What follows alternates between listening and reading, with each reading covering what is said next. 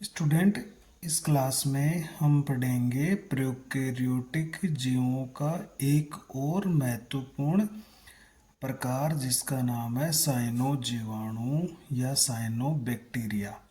तो इनको हम साइनो जीवाणु या साइनोबैक्टीरिया कह रहे हैं। तो इससे स्पष्ट होता है कि ये बैक्टीरिया के ही रूप हैं, बैक्टीरिया के जैसे ही है, अर्थात ये प्रोकैरियोट है। तो ये जीवाणुओं का ही एक रूप है, एक प्रकार है जो मुख्य रूप से नीले रंग के दिखाई देते हैं। और नीले रंग के दिखाई देने के कारण हम इसको क्या बोलते हैं? साइनो। तो साइनो शब्द का मतलब ही मुख्य रूप से क्या होता है? ब्लू कलर या नीला रंग। तो ब्लू कलर, तो ये मुख्य रूप से नीले रंग के होते हैं। लेकिन होता क्या है, इनको हम नील हरित शैवाल या ब्लू ग्रीन एल्गी, शॉर्ट में इसको BGAB कहते हैं। अब ये नील हरित शैवाल इनको क्यों कहेंगे? क्योंकि इनमें मुख्य रूप से एक नीले रंग का फाइकोसाइनिन, नीले रंग का एक इनमें प्रोटीन वर्णक पाया जाएगा और मुख्यतः वो होता है इसमें इनमें सी फाइकोसाइनिन, फाइकोसाइनिन यानी सी फाइकोसाइनिन नामक एक वर्णक होता है जो कि प्रोटीन का बना होता है। और एक हरे रंग का इनमें क्लोरोफिल ए पाया जाता है। तो हरे रंग का तो हो गया क्लोरोफिल ए और नीले रंग का हो गया सी फाइकोसाइनिन। तो इन दोनों के कारण ये नीले हरे दिखते हैं, इसलिए इनको हम नील हरित शैवाल भी कहते हैं। देखिए यहाँ पर महत्वपूर्ण बात है कि इनमें क्या क्या पाया जाएगा। इनमें पाया जाएगा एक तो क्लोरोफिल ए है, प्लस इनमें पाया जाएगा सी फाइकोसाइनिन, फाइकोसाइनिन ये मुख्य रूप से इनमें वर्णक है। इसके अलावा इसमें कुछ कैरोटिनॉइड्स या जेंथोफिल भी इसके अंदर पाए जाते हैं। लेकिन मुख्य रूप से जो वर्णक होते हैं वो क्लोरोफिल ए और सी फाइकोसाइनिन होता है। इस कारण ये नीले हरे दिखाई देते हैं। यहाँ पर याद ये रखना है कि इसमें जो क्लोरोफिल बी होता है वो इनमें एब्सेंट होता है, वो इनमें नहीं पाया जाता। यानी क्लोरोफिल बी हरे पौधों की तरह इसमें नहीं होता है। ये प्रोकैरियोट होते हैं, इसलिए जीवाणु के ही रूप हैं। साइनो जीवाणु ही प्रथम सजीव है। देखिए एक महत्वपूर्ण बात है कि ये साइनो जीवाणु प्रथम सजीव है जिन्होंने पृथ्वी पर पहली बार ऑक्सीजन का उत्पादन शुरू किया था। तो ये एक महत्वपूर्ण बात थी कि पृथ्वी पर जो ऑक्सीकारी वातावरण था या ऑक्सीजन का जो उत्पादन हुआ है वो साइनोबैक्टीरिया की उत्पत्ति के बाद हुआ है। यानी ये पहले जीव थे जिन्होंने पृथ्वी पर ऑक्सीजन का उत्पादन शुरू किया था। अब अगर इनके बारे में अपन और जाने तो देखिए ये एक कोशिकीय होते हैं, ज़्यादातर ये एक कोशिकीय होते हैं। जैसे स्पाइरुलिना है, ये है मतलब एक कोशिका की तरह रहता है, या ये कॉलोनी बनाकर भी रहते हैं। जैसे एनाबीना है, इसका एक सदस्य एनाबीना जो कॉलोनी बनाकर रहते हैं। इनकी आकृति तंतु में भी होती है, जैसे इनका एक नीलरी शैवाल ओसिलेटोरिया, तो ये तंतु में या इनकी आकृति तंतु में होती है। तो एक कोशिका के रूप में रहते हैं ये। जैसे स्पाइरुलिना है वो एक कोशिका के रूप में रहता है। कॉलोनी बनाकर भी रहते हैं या इनकी आकृति तंतु में भी होती है। तो ये अलग अलग फॉर्म में पाए जाते हैं। ये मुख्यतः स्वच्छ जल में एवं लवणीय एवं स्थलीय आवास में भी पाए जाते हैं। यानी ये स्वच्छ जल में, लवणीय और स्थलीय आवासों में भी ये पाए जाते हैं। इनकी जो कॉलोनी होती है इनकी, वो क्योंकि कॉलोनी में बहुत सारे इसके सदस्य होते हैं तो अपने सुरक्षा के लिए ये जेलीनुमा आवरण से ये ढकी होती है। तो मतलब इनकी जो कॉलोनी होती है वो जेलीनुमा जिसको हम कह सकते हैं, या श्लेष्मा जैसा एक चिकनाशक पदार्थ होता है जिसका आवरण इस पर चढ़ा होता है इनकी कॉलोनी पर। ये प्रदूषित, इनकी एक विशेषता होती है कि प्रदूषित जल में तेजी से फलते और फूलते हैं। यानी जहाँ पर पानी इकट्ठा हो गया है या प्रदूषित है, उसमें कार्बनिक पदार्थ है मौजूद है, तो ये उसमें बहुत तेज़ी से फैलेंगे और कुछ ही दिनों में उस पानी के अंदर पूर्ण रूप से फैल जाएंगे। तो ऐसी स्थिति को हम कहते हैं शैवाल या शैवाल पुष्पन या एल्गल ब्लूम भी इसको कहते हैं, या शैवाल प्रस्फुटन इसको बोलेंगे। एल्गल ब्लूम की स्थिति तब आती है जब इनको अगर कोई प्रदूषित पानी मिल जाता है तो उसमें ये बहुत तेज़ी से पनपने लगते हैं, और होता ये है कि उस पानी में ये पनपते हैं और फिर सड़ने भी लगते हैं, तो पानी में बदबू भी आने लगती है, और जो जलीय जीव है उनके लिए भी ये फिर खतरा बन जाते हैं। अधिकतर साइनोबैक्टीरिया नाइट्रोजन स्थिरीकरण करते हैं। ये इनकी एक महत्वपूर्ण, इनका पॉजिटिव एक लक्षण है कि ये नाइट्रोजन स्थिरीकरण करते हैं। देखिए एक महत्वपूर्ण बात है। तो जैसे जीवाणु है राइजोबियम वगैरह, तो वो भी नाइट्रोजन स्थिरीकरण करते हैं। इस तरह से ये जो साइनो जीवाणु है ये भी नाइट्रोजन स्थिरीकरण करते हैं। तो ये क्या करेंगे, ये वायुमंडल की नाइट्रोजन को उनके यौगिकों यानी जैसे नाइट्रेट में बदलने की क्षमता रखते हैं। इसके लिए क्या होता है, साइनोबैक्टीरिया में हेटेरोसिस्ट नामक एक विशिष्ट कोशिकाएं पाई जाती है। तो इनके देह में या शरीर में कुछ विशेष प्रकार की कोशिकाएं मिलेगी जिनको हेटेरोसिस्ट कहते हैं। ये हेटेरोसिस्ट की सहायता से वायुमंडल की मुक्त नाइट्रोजन को उसको यौगिकों में बदल लेते हैं।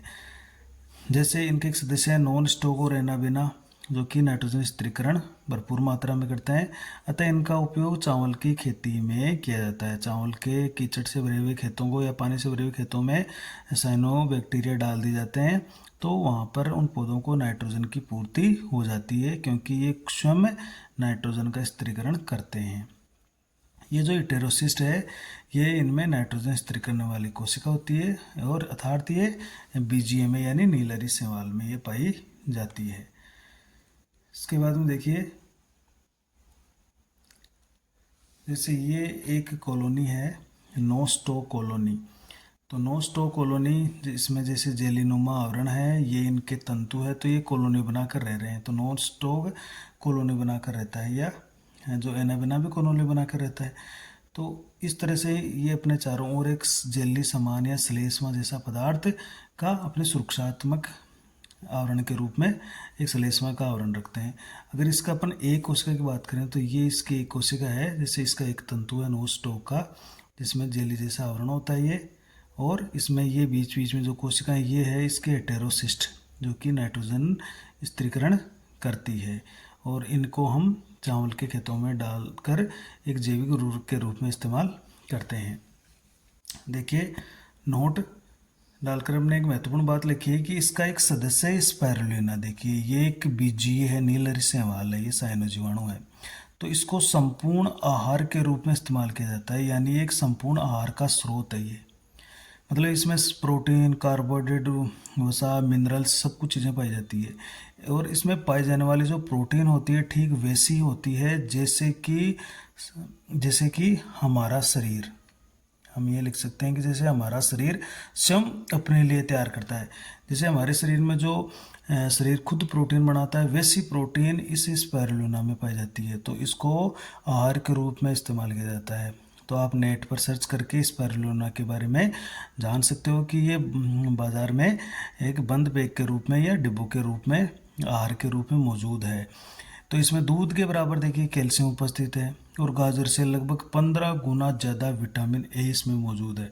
तो इतना महत्वपूर्ण शैवाल है स्पाइरुलिना, जिसको खाद्यान्न के रूप में काम या एक आहार के रूप में काम में लिया जाता है। स्टूडेंट, अब हम पढ़ रहे हैं अपने मोनेरा जगत का अंतिम जीव, जिसका नाम है माइकोप्लाज्मा। तो देखिए माइकोप्लाज्मा, देखिए ये क्या होते हैं। माइको का मतलब होता है वैसे फंगस या कवक, तो ये बिल्कुल फंगस शेप्ड होते हैं, इस कारण इनको हम माइकोप्लाज्मा कह रहे हैं, या उसकी तरह ये ग्रोथ करते हैं फंगस की तरह या फंगस शेप्ड होने के कारण। तो माइकोप्लाज्मा क्या होते हैं, ये एक कोशिकीय और सबसे छोटे प्रोकैरियोट जीव है। तो देखिए एक महत्वपूर्ण बात है, ये इम्पोर्टेंट बात है कि सबसे छोटे प्रोकैरियोट और सबसे छोटे जीव भी यही है। कोशिका होते हैं, सबसे छोटे प्रोकैरियोट होते हैं, और ये सबसे छोटे जीवित कोशिकाएं हैं। तो स्मॉलेस्ट सेल अगर अपन बात करते हैं, स्मॉलेस्ट सेल, तो हम यही आंसर देते हैं माइकोप्लाज्मा। तो ये सबसे छोटी कोशिका का उदाहरण है। देखिए इनकी एक महत्वपूर्ण विशेषता ये होती है कि इनमें कोशिका भित्ति या सेल वॉल नहीं पाई जाती। तो सेल वॉल नहीं है तो अभी क्या होगा, इनकी कोशिका की कोई निश्चित आकृति नहीं होगी, क्योंकि कोशिका भित्ति कोशिका का एक निश्चित आकार बनाए रखती है। तो उसके कारण फिर क्या होगा, जिसके कारण यानी इसमें कोशिका भित्ति नहीं होती है, जिसके कारण इनकी आकृति अनिश्चित होती है। अतः ये बहुआकृतिक या बहुरूपी जीव होते हैं, यानी ये बहुत सी आकृतियां धारण कर लेते हैं या इनके अलग अलग रूप देखने को मिलते हैं। इस कारण इनको यानी माइकोप्लाज्मा को जीव जगत का या पादप जगत का जोकर भी कहते हैं, क्योंकि ये बहुरूपी होते हैं, इसलिए इनको जोकर भी कहा जाता है। एक महत्वपूर्ण विशेषता यह है कि ये ऑक्सीजन की अनुपस्थिति में भी जीवित रह सकते हैं। मतलब इनको ग्रोथ करने के लिए, वृद्धि करने के लिए ऑक्सीजन की उपस्थिति की ज़रूरत नहीं है, ये ऑक्सीजन के बिना भी जीवित रह सकते हैं। इनको कोशिका रहित संवर्धन माध्यम में भी संवर्धित किया जा सकता है, यानी इनकी संख्या को बढ़ाना हो, इनकी वृद्धि करवाना हो तो इनको किसी कोशिका की ज़रूरत नहीं है, ये बिना किसी कोशिका के भी आराम से वृद्धि कर जाते हैं या ग्रोथ कर जाते हैं, इनका संवर्धन किया जा सकता है। अभी तक जितने माइकोप्लाज्मा मिले हैं वो क्या करते हैं, वो पादपों में और जंतुओं में रोग उत्पन्न करते हैं। जैसे पौधों में बैंगन का एक लघुपर्ण रोग होता है, लिटिल लीफ डिजीज, तो ये बहुत फैलता है बैंगन में, बैंगन की फसल को चौपट कर देता है। इसी तरह से पपीते का गुच्छित चुंड रोग, जिसको बंकी टॉप ऑफ पपैया भी बोलते हैं, तो ये भी अंत में जाकर माइकोप्लाज्मा से ग्रसित होता है। इसी तरह मानव में श्वसन संबंधी और कुछ जननांग संबंधी यानी जननांग से संबंधित कुछ रोग माइकोप्लाज्मा से देखे गए हैं या होते हैं। ये जो माइकोप्लाज्मा थी इसकी आखिर खोज कैसी हुई, तो हम थोड़ा सा इसके बारे में भी चर्चा कर लेते हैं कि ये जो माइकोप्लाज्मा है इसकी खोज फ्रांस के दो वैज्ञानिक हुए थे। 1898 की बात है। नोकार्ड और रोक्स, इन्होंने क्या किया, प्लूरोनिमोनिया रोग से पीड़ित पशुओं के, यानी एक तरह का निमोनिया रोग ये जो फेफड़ों की डिजीज है, तो उस रोग से कुछ पशु पीड़ित थे, तो उनके फेफड़ों से एक फ्लूइड निकाला जिसको हम कह रहे हैं फुफ्फुसा आवरणी तरल, यानी फुफ्फुस का जो आवरण होता है जिनको प्लूरा भी बोलते हैं, उन प्लूरा दो आवरण होते हैं, तो उन प्लूरा में एक फ्लूइड भरा रहता है, उस फ्लूइड में से उसमें से थोड़ा सा उन्होंने एक तरल पदार्थ फ्लूइड निकाल लिया और उसमें उन्होंने कुछ छोटे छोटे जीव देखे।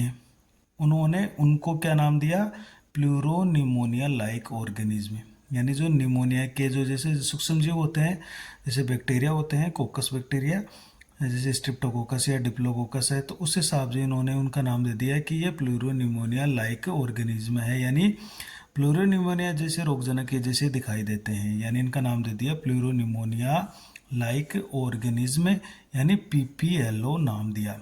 तो पीपीएलओ तो किसने दिया है इनका नाम, नोकार्डो रोक्स ने। फिर नोवाक एक साइंटिस्ट हुए, उन्होंने इनको नाम माइकोप्लाज्मा नाम दे दिया, देखिए 1929 में। तो नोवाक ने इनको फंगस लाइक या फंगस सेप्ट होने के कारण इनको माइकोप्लाज्मा नाम दे दिया।